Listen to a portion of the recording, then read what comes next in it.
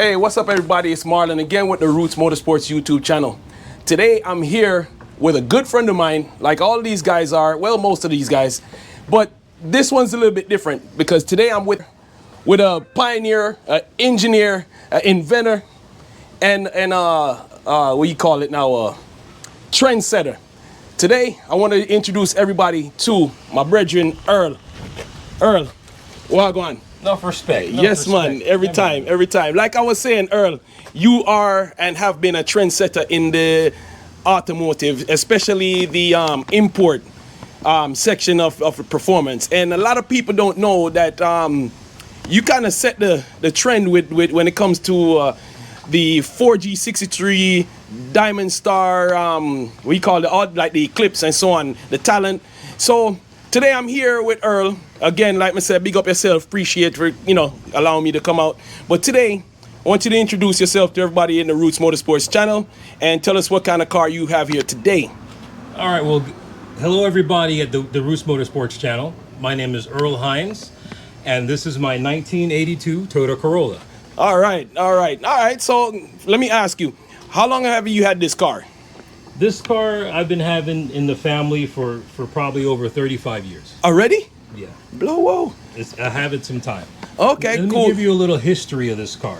All right. I originally bought this car from a guy named Larry. You ever heard of a guy named Larry with Drag International? You guys ever heard that guy? Wow, really? Yes. Big up yourself, Larry. Drag International. Originally used to be Larry's car. Oh, really? And before Larry, it used to be a guy's named Magranius. I remember that guy. This used to be Magranius' car. Really? I bought the body, the shell, right, from Larry at the time. This goes back many moons. And since then, it's had many different renditions. All right. So when you started with the well, I won't even let nobody know what's going on under the bonnet just yet. But when you got it, what was in it? When I bought the car from Larry, it was just the body. It had no engine. I pretty much bought it because it was tubbed. It had a good rear end in it. It had a good platform for me to start my project in it. Okay, cool. Man. And so since then, let me get back over here. Since then, what took place? Well, in the beginning, I was doing a Tacoma motor. Okay, the 2RZ motors. Okay. So I had the Tacoma motor in there. Yeah. And the car ran really good. Okay. Right? The best time I did with the Tacoma motor was around 850s at the time, many moons ago. What was that motor, stock or? No, it was built, rods, pistons, headwork, big turbo on it. But I kept having problems with the head. The head kept cracking for serious reasons. Right? The head starts cracking. So from then, I moved on back to the roots that really got me into the racing. Yeah, man. The Mitsubishi motor. Right? All right, so let's pause right there and let's bring up something else that I can say, and I know for sure that you are one of the pioneers. May have been one person who did this before you. Right. But the 4G63 rear-wheel drive conversion, going back to the original 79 Toyota Corolla that we all call Doodle Brown. Correct. Now, let's talk about that a little bit. Right. Well, I had a lot of success with that car. The engine, the combination, the horsepower. And a matter of fact, that car probably was the top 6 car in the Mitsubishi world at the time. And roughly what year was this? This is back in 1998, close to 2000s. Man. So, you see, like I said, everybody, he has been setting the trend as far as performance. Forgive me for the background. Hopefully you don't hear that too much, but we're going to continue. Somebody doing some work next door. So, yeah, you said what was the best time with that car? With the Doodle Brown, it ran 1060s. Right, and we'll throw some screenshots of it up. We got some pictures of it. All right. Yeah, it ran 1060s. I think like 128 miles an hour, and that engine pretty much was a stock engine from the junkyard with some cams, and I even had a little bit of nitrous, but we wasn't running at the time because I got a lot of stories for you guys. So yeah. So well, this tuned. Might end up being a two-part.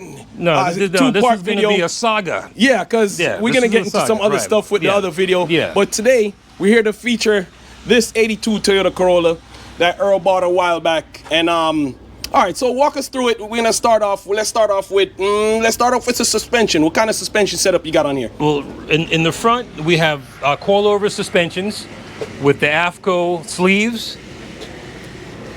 And of course, we got the Techno Toys top camber plates. Okay. And I have some hubs that are, back in the days, we couldn't afford to buy drilled hubs. So we just drill them ourselves. So those have been drilled to fit those Alumastar 15x8s in the front there. Okay, and I noticed you did a 5-lug conversion. Yeah, that's what we just re-drilled it. We just re-drilled it. the hub. Okay, cool. Right cool. now, with the billet hubs, you could just buy the hub already done. Done. This car, it's been around for a minute. So we just have to just work what we had back then. Going back to the whole trendsetter thing, right. he was making it happen for a long time. Right. So, and what's going on here in the back? We have a 4.9-inch. Okay. It has a spool inside with the Alumastars 15x14 in the back with the Nito 325/50 15s. Man, that's some tires right there. Would that be considered a 10.5? No. This is much larger than a 10.5. Okay, This is a big tire. Oh, so this would be considered this is a big tire. Right. I'll show you a 10.5 in a minute. We'll show you a 10.5 or what a 10.5 look like. Yeah. But that's a big tire. All right, we did the suspension. Let's go to the where the heart of the beast where is. the meat and potatoes at, right? So to speak. All right. So let's check this out. Let's back up a little bit. Let's back up. Because at the time, when I switched over to this engine here, the current engine from the 3RZ. Tacoma, when I took out the Tacoma and I went over to the Mitsubishi, back to what I was more comfortable with. Yeah. And the best the car ran was 850s at like 159 miles an hour. 850. Yes. With the current setup? With the different rendition. Okay. But this is the same motor. So right? after you swapped out the 3RZ and you went back to where your roots of correct. The Mitsubishi. Let's go with Mitsubishi. Okay. Right? And that was with about maybe 50 pounds of boost. How much? 50. Man, yeah, that's truck tire pressure, man. That's what it needs. Oh, wow. 50 pounds of boost, and I was using a G-force transmission. Okay. Right? So, like everything, life hits you. We have children, we move on. Yeah. So the car sat for some time, right? Lost a little bit of interest, right? And then this was after or during the same time you had the AE86 with the same time. Okay. Cool, yeah, all these cars were all the same time. Oh, okay. All right. So I, try to switch gears a little bit, and I said I'm going to save this particular car for my son. Oh, okay. Okay. All right. that was the plan. But like anything, of course, kids nowadays they it's do a little bit different. They do their own thing, right? Yeah. So he actually ended up with I have a Honda Insight. Oh, and I had a Honda Insight with a K20 motor in it. He wanted that one. Right? Okay, so, understandably, he still went to performance. Right. Yeah. So I was like, no problem. I said, son, no problem. I'll send it to you. And now he's enjoying that little car. Yeah, I can just imagine, man. That's a real sleeper. Right? But back to this car ran with this engine with a little bit different turbo. Yeah. It ran in the 8s. Right? Of course, it was with slicks, a lot of boost. Yeah. And during the COVID, I was bored. And I said, let me just put it back on the street so I can enjoy the car. Makes sense. I decided to use a transmission because I'm older now. I'm not used to shifting gears anymore, right? So I went with a DCT BMW. Say what now? DCT M4 7-speed transmission. Wow. Yes. That must have been a challenge to get it all to work. All right. Before you start explaining, we're not going there. Before you start explaining, we're not going. I'm just telling you. That's everybody. Let me just show you. Let's show everybody what's going on here. Let me show you. Right. All right. There you go. Now look at that. Look at that. And this is what year? This is 4G63. This is a 2006. Okay. 2-liter 4G63. They come out of the Evo Motors. Man, let me just take it in. Let me just take this in, because I have a couple questions, man. Right. The I got a turbo couple questions. the turbo size is a 64, 66. I got the turbo from I knew you guys all know Andy at Worldwide. That's where we got the turbo All right. from, right? Big up Worldwide. That's Opalaka. Worldwide. That's it. He's the one who got me the turbo, right? This engine was built by a guy named Chris Gore. He built this engine. Yeah, I've heard right? of him. He's he a built pretty this good engine builder. right? I know how to do my own engine, but I gave him the chance to build it because I had some questions of my own, so I wanted someone else to do this with. So I said, all right, Chris, build my engine, right? Man. Had the privilege for him to do my engine. I'm extremely pleased with it. All right. Well, big up, Chris. I know Chris do a lot of engine building here in South Florida. That's and I guess for everywhere. Yeah. But all right. Let's start with first of all, swapping this engine in this chassis. How difficult was that? The swapping the engine is not too difficult. Once you make the brackets, built it right in, they're solid mounts, it's pretty elementary. Okay, so pretty much going back to the original, the 79, which I remember that time, man. The same way. This was back in like, what, 1996? Right. Yes. Going back that far, I remember there was some, what gearbox you were using then? Was it a Toyota? Yeah, I was using the Toyota Supra. R51? R154. No, the 154 is a little too big. Oh, okay. It's a little bigger. I was using, I think it's a 154 or 51 or 52. Okay. It's the small ones that come in the Super Celicas, like the 7M. Yeah. Like, that was like the R150. Yeah, I think that's the 154. That was the one. Not the big one, not from the store, the smaller one. Like the ones right now that's in the Toyota Tacoma pickup trucks. So that would have been W series. That's the W. That's what it is. Okay, so at that, I remember. Yes. And then I remember you guys doing like the bell housing, cutting and this and that. Yes. So again, like I mentioned, this was back in the 90s. Correct. So this is like, you know, they've been doing this for a while now. All right. So the intake look a little bit different. What intake is that? That's one of the skunk intakes that Hondas normally use. Yeah. But they make them for the Evos. Oh, really? Yes, they do. You learn something new. Yeah, they make them for the Evos. It's guaranteed to make 25% more flow. So I went with it. It fits. It's functional. Yeah. And as far as exhaust manifold, man, this one is nice. You have your EGT in each runner. That intake was made by a guy named from Morris Fabrications. Morris Fabrication. Are they local? He is out of, if I'm not mistaken, in the Illinois, Chicago area. Oh, okay. Don't quote me on that, but he's up north somewhere. But I call him the Michelangelo of building manifolds. Man, this is incredible. So he didn't come down here and build it. He made this manifold remotely, pretty much. Remotely. I just made a jig, put it up. I sent him the pictures, and voila, one-time fit. I mean, this is incredible because it fits. It fits and it fits good. Some of the best experiences was dealing with this guy here. This guy is top notch. Wow. Top notch. Is that stainless steel? Yep, the best of the best. Nice. But with Morris. All right, so we left off with the exhaust manifold. Let me know what's going on with the injectors. What size injectors are these? And are they, you know, E85 and so on? Right. This is running, of course, E85, plus we have the flex fuel sensor, so in case I need to run some pump gas, I can. The injectors are 900 cc's for the primaries, and the secondaries are 2200 cc's. Wow. And of course, is running the Bosch 75 millimeter drive-by-wire throttle body there. Nice. And that is that a electronic water pump down there? Yeah, that's an electronic water pump. I had that that's probably one of the first things I bought. It's so old. Oh yeah.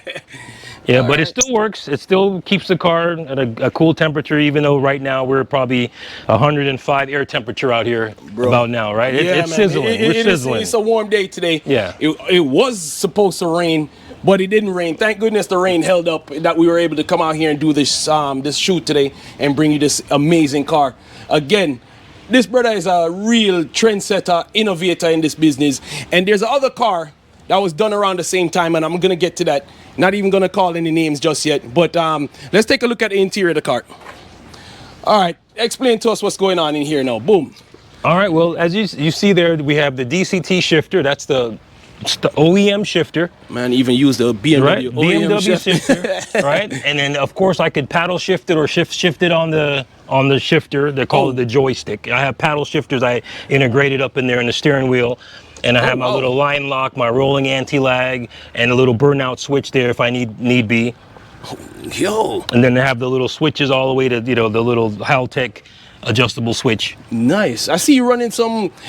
You have some modern day technology Correct. and innovation. Yeah, I wanted to keep, but yet keeping it old Yeah, school exactly. with odometer. Yeah, because big all gauges. those gauges, mean something. All those gauges are coming back from. I started even from my Talon. Some of those gauges. Oh, really? Yeah. The green and yellow Talon. Oh, yeah. man. Wicked. Those gauges are from the Talon. Some of them, and before the Talon, they were in the doo-doo brown. Wicked. So that's there's why a lot of history there. Yeah. So and the best thing with those gauges, they work. Man, that's incredible, man. And like, but everyone likes the electronic stuff. I don't blame them. The modern. But if you don't know the gauge electronic, cluster. how do you know the electronic is accurate? Well, that's the thing. Because I use my gauge to verify. You confirm. Oh, That's what I do. That's a good idea. I use my gauge. I know those gauges So work. the analog stuff still have a place. They even have a in today. place. They have a high place. technology. Right. I mean, inside of the car kind of look like a video game simulator. Still. Right. You know, you have the wicked joystick. Right. You know. Right. That's nice. How was it to get all the transmission and the engine and the electronics? How was that to get everything to work? The most difficult hurdle I had was to have the electronics work with each other. Man, I could just imagine. I had a Haltech 2500 Elite, and I had a different system. I'm not going to name the brand. And that one there, it worked for one day, then stopped one day. Worked for one day, Man, stopped one day. Yeah, that's frustrating. And the support was no support for me, right? And it took me just to get to this point over 3.5 years of building with the transmission to get it to work. Wow. Okay, that's So, I mean, 3.5 years of trial and error. correct. And just getting the system to work. Right. Man, I gotta commend your dedication, man. Right. I mean, that's been a long time. Yes, and that's I end up taking out the whole Haltech system. Yeah. And redoing, putting a whole new, the Max ECU system. All right. And buying another transmission. Wow. Because the other transmission was damaged. Buy another transmission, put everything back together, start the whole process from scratch over again. Man. And so why was it you were so determined to get this setup to work? Is it because quicker shifting or just wanted to use modern day technology? A combination of both. Okay. Because right now, and I'll take you for a drive, even though we don't have a seat in there, but we'll pat it up for them, right? You're gonna see how smooth the car drives, and when you need to shift it and you put it in manual mode. Yeah. Wow. I don't know too much about the BMW stuff. Yes. But that's incredible, man. Then your eyes will open widely. This wasn't meant to be a drag racing car. So it's right? more of a streetable car. Streetable car. And if I do want to go to the drag race, then we could do something with that too. Minor conversion. And get it there. Right. Okay. But this maybe switch out the tires and put some little stickier tires on that I do have. But for the meantime, this car has been down so long between trying to get it to work and having other problems with it. I just want to enjoy it and drive it as much as I can before I really start to really jumping in there. Because if I throw 1,000 horsepower at it and go to the track, something's going to break. Right? And you want to go through the shakedown and the trial and error. I'm done with that. Furthermore, I know in the previous videos, Earl came out and he did it was 80-mile drive in the car. That's right. It's a streetable car. And that time when you did that, we did the drive. Yeah. That was with the Haltech, and I even had problems with that too. It wasn't with the system. Yeah. And I had to get to that drive. I wanted to do that drive, so I made sure. And I had different tires. The tires were skinny. It looked a little odd, but I was there. But you know you showed up, went on the drive, so that's incredible. Yeah. Let me go back to one thing here in the interior. Explain to us what these tanks are for, right here. All right, well, this one here, this is for the boost controller, right? Because we have for the Mac valve, right? And then this one is the dry sump tank that holds the oil. Okay, so it has a dry sump system and it holds 10 quarts of oil in there, so we have more than enough plus oil. You have some oil in the line, so that's a lot of oil capacity. I have more than enough capacity. More than enough capacity. If you spin beer in your fault. My fault. That's my fault. That's it. Man, and the way you running a fuel cell, what kind of? Yeah, setup we you have a running there? 15-gallon fuel cells in the back, and we're running a mechanical fuel pump that's in the back that pumps. That's hooked up to the dry sump system, the oil pump system here. Yeah. That through a cable. So the pump is in the back, and the cable turns in. Yes. Hold on. That's the first time I've heard of that. Well, Cable Yes. driven Oil pump. fuel pump. Fuel pump. Correction. trunk. Fuel pump. Correct. Running off of the The oil pump. dry sump oil pump. Correct.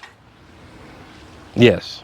No star. And the pump that I have back there, you guys can look it up. It's called a Mini Bertha. Look up the price. Is that like a marine type setup? No. It's a company called Waterman that makes that pump. I bought Yeah. the pump many years ago when it was affordable.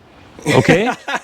And when I looked the price on it, I almost had a heart attack. Blow. Okay? But it puts out so much fuel. I have enough fuel to give the guy next to me. Yo, this is incredible, man. I've Yeah. never seen a setup like that. Yeah, if you look closely down there, you can see that little rust is starting to rust a little bit there. I don't know if I could get in Yeah, there. you but get in let's there. see if we can try. There's a cable, right? And I'll lift the back off and I'll show you how this goes through. Man, And of course, what? yeah. That's incredible. I never seen that before. I never Correct. seen that setup. Yeah. All right, let's take a look at that, man. Let's look at All the right. trunk. All right. And let's take a side view of the car I get and do a little walk around here. Man, this is incredible. And this is street driven, so that's even making more impressive. And I can't say enough about this car. Got you. Man.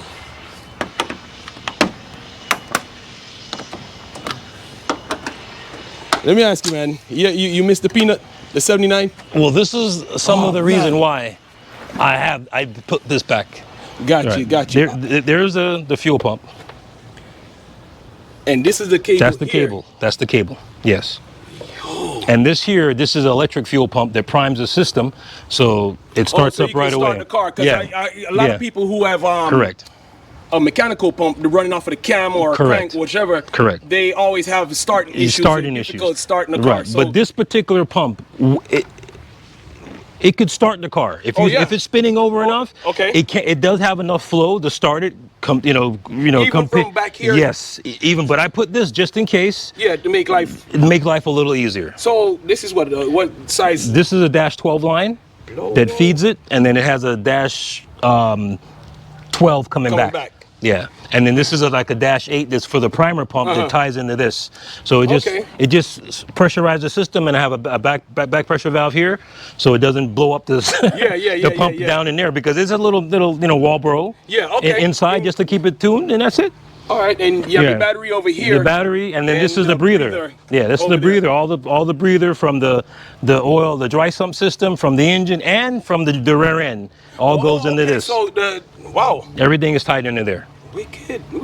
Yeah, so I have enough flow. If in case I need to get it out, I just put a tube in there and suck everything right back out. Gotcha. Or drain it from the bottom. Yeah. And what's this? A volt? Yep. Yeah, just a voltmeter. Just in case it got 13 volts, so I could just glance over it real quick. And then I have a little trickle charger. If I go on vacation, I just plug it in to keep everybody trickled, and nothing dies. Man. And it still has the on and off switch like from the Moroso days. Yeah. Remember that? Yeah, see that? That's still there. And I'm running stainless steel exhaust with 2 mufflers on it. Oh yeah. It's a 4-inch from the downpipe all the way back, stainless steel. 4 Wow. inches. Yeah. That's neat, man.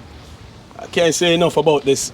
And you did most of the work on the car, if not all the work, apart from probably some fabrication. Yeah, that's right. I beat it up enough. As you see, it's a little rough. It got some, but that's the way I like it. It's still a work in progress. I thought about cleaning it up and painting it nice, but then I won't enjoy it as much. I enjoy it like this. I like. All right, so let's go. Let's check out. First of all, he's got the technology fully loaded, so we're gonna take a easy drive, brethren, and just see what the car is about and check out some of the features while we're here. So let's see how this thing works, Earl. Well, everything's right on the screen, so you can put on the screen. Hold up. It'll show you reverse. Everything's right there. That's right. We're in reverse right now. So that's reverse. That's reverse. Reversing. What the hell? Everything will be right there. See? There you go. Right. That's reverse. All right.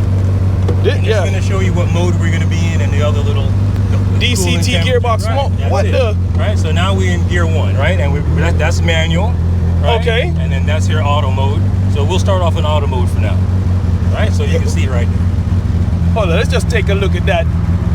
Some reason a little bit darker spots, but Right, and then you see the little what blips? pressure is this? Oh, map This pressure. is map pressure, and this RPM. And you see that's a little ghost. So that was like the highest. Let's go back to neutral here. See when I rev it, see it'll give you the highest where I was. It's to give you a little reference, and then it gives you the one thing. So this little, Yo, thing's gonna happen real fast. So I need to have a little. All right, so I'm gonna try to see. We're gonna do auto mode. All right, we do both. Auto mode. There's auto mode, right? Auto. There we go. Right.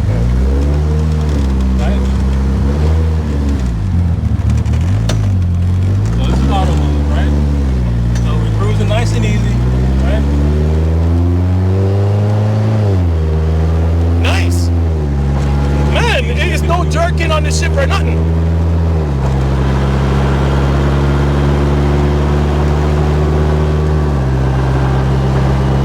Wicked.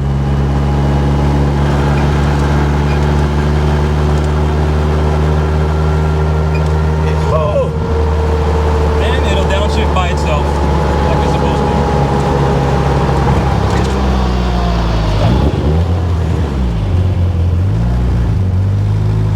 And it has the blips and cuts already built. Oh, really? Yes. Man, hey, so you pretty much pioneered this setup for a 4G63. I don't know about Pioneer. It's a lot of work, but you know. Man, this is incredible, man. This is Max ECU. Max ECU. This is my testimony. Right? This is incredible. As far as I know, I'm the only one that who has this setup. This setup with the 4G63.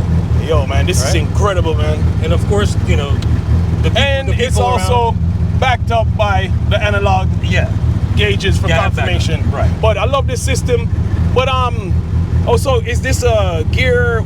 It's just a selector. The gear selector. It's not like a transmission pressure. No. Okay. All that's already is working in the background. Do they have a digital one that would like a digital number instead of a? Yes. If you want, I could put it up here to make a digital number. All right, little jerk there. Man, this thing shifts like a BMW.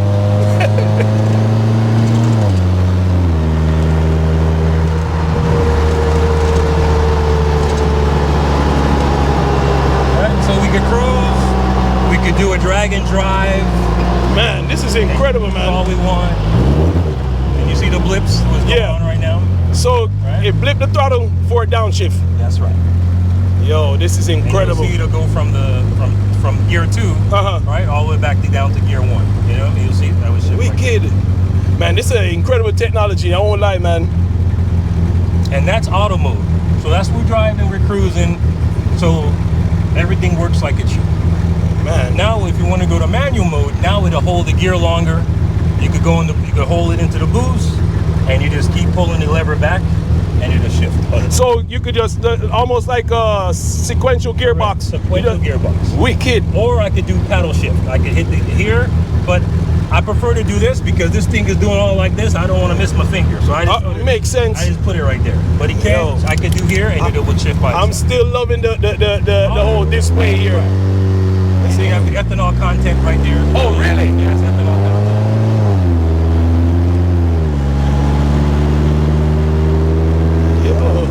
And the car drives smooth. You couldn't tell that, you know, it's a custom setup or anything. And this is incredible. Won't lie, man. And that's with solid mounts on the engine. Yeah, that's what I'm saying. Oh, they're going to blip again. That's a little blip. Solid mounts. And the transmission has one of those polyurethane mounts. And it's a direct drive shaft. Like in the BMW, it has a little cushion. Yeah, with the softener, the dampener. So it's a one piece. One piece. So this is pretty rugged right there. You know what I mean? Yeah. So I was trying to say that this setup is incredible. It drives like a BMW, to be honest with you, and it shifts great. So we're gonna turn around right now, and I believe Earl's gonna put it in manual mode, and we're gonna go through that as well.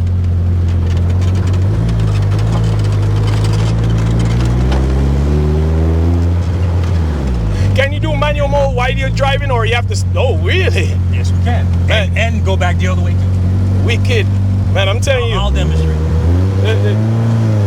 It must have taken some time and effort to figure this out. Here. Now we go to manual mode. Oh, so you just right there. And there you go. Go back down.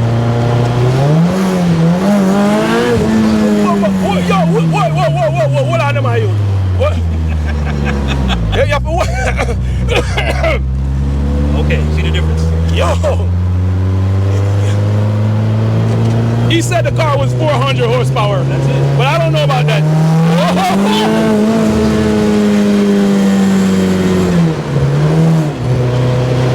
Yo. Yay. Yeah, so I don't know what to say, but just wow. See the response? Yeah, that's a big. You make it sound so nonchalant, bro. Bro, I almost end up in the back seat. Yeah, well, I'm glad that the bar is behind you. Yeah, cause man, almost roll back there, man. But again, I'm totally amazed by the whole technology and the effort that you put into getting all of this to work. And with the in manual mode, it'll downshift by itself. Oh, really? Yes. So you won't you gotta shift up. See that?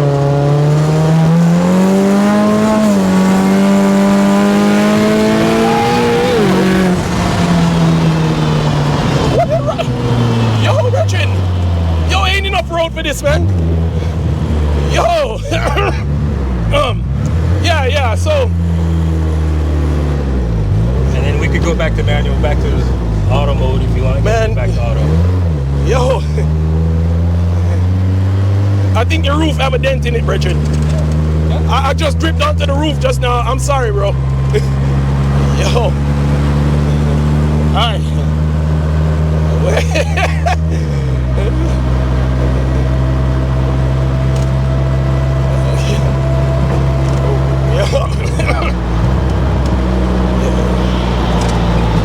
This is amazing, man.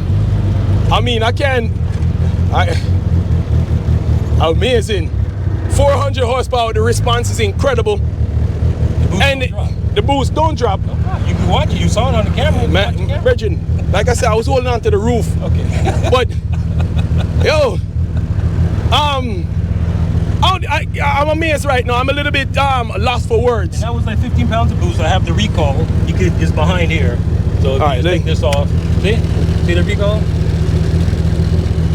That's it. That's it.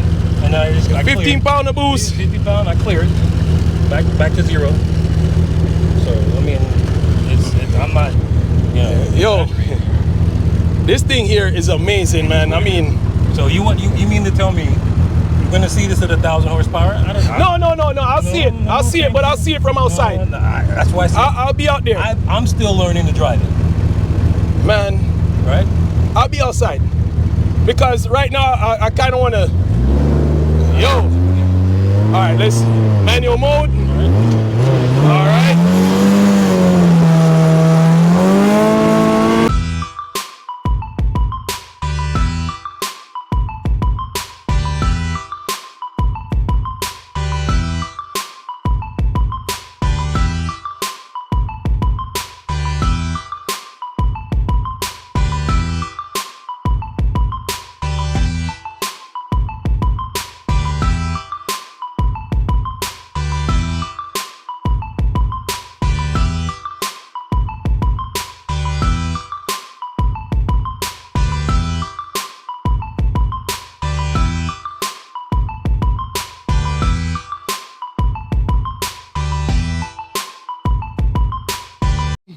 We came to our location to get some more video footage. This is actually school stomping ground. Yeah, actually this is the old school stomping testing ground. Because we used to come back here before it became all of this. Right.